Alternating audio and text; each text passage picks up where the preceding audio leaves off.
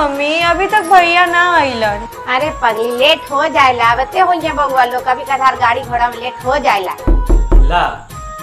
लगा तब बबुआ लोग आया गई है। जा दरवाजा खोला।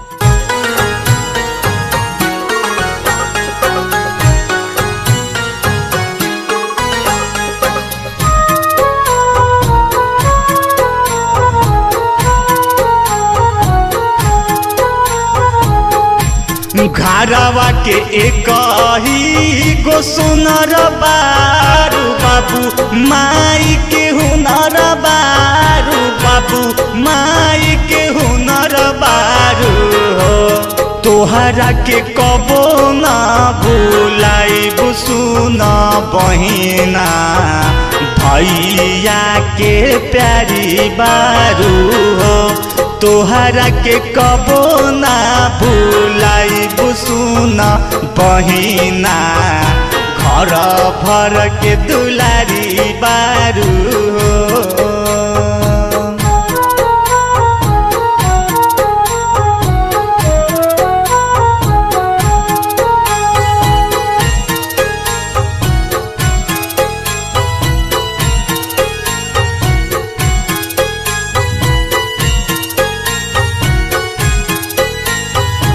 लक्ष्मी बारू एहो बहिनानु हो। घरवा तोहरा से जुड़ाइल बा धन दौलत सग रोई खुशियानु हो।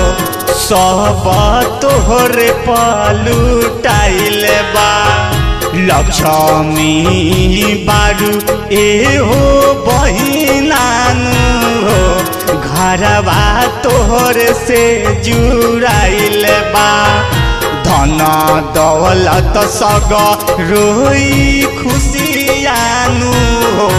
सब तोहर पलुटाइल बा रक्षा खातिर राखी हम बंधावा बतानी राखी हम बंधावा बतानी रखब खूब ख्याल से नो। तोहरा के कबो ना भूलाइब सुन बहिना भैया के प्यारी बारू हो। तोहरा के कबो ना भूलाइब सुन बहिना घर भर के दुलारी बारू हो।